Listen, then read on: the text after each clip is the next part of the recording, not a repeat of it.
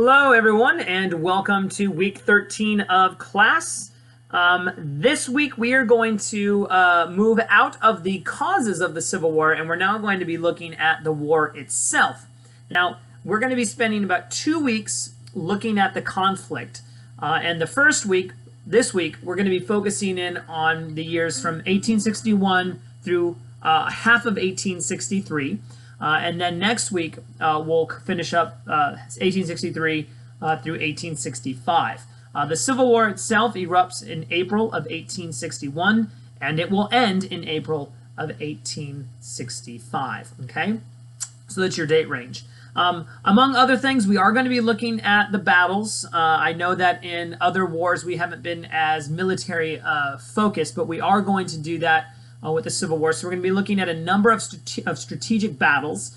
For this week, we're going to be taking a look at the First and Second Battle of Bull Run. We'll be taking a look at the Battle of Antietam, also known as the Battle of Sharpsburg.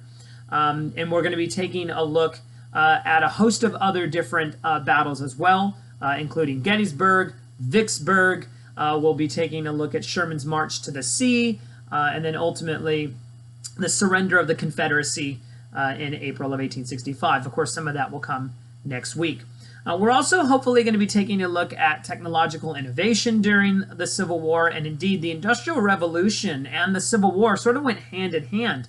In many ways, the Industrial Revolution allowed for the North to be successful in the war because as the North developed industrially and built railroads, these things contributed to their success, and in some respects, and in major respects, contributed to the downfall of the Confederacy, who didn't have as much railroad networks, who didn't produce industrial goods. And in fact, by the time the war comes to an end, the South is actually pretty desperate. They're looking for food, and in fact, they're looking for clothing. I mean, the reason why the Battle of Gettysburg, the most climactic battle perhaps of the Civil War, the reason why that happened was you've got the Confederacy in Pennsylvania, in the town of Gettysburg, looking for shoes, and the two armies just sort of bumped into one another, and boom, you get this climactic conflict.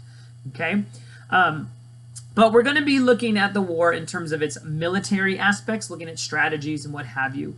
But we have to understand that underpinning all this, of course, is this institution of slavery. Now, the truth of the matter is that from the beginning, the Union does not go to war in order to free slaves. Instead, Lincoln's purpose, Abraham Lincoln's main purpose at the beginning of the war, is to preserve the Union. Now, that will change over time, okay? And we'll be talking about that, all right?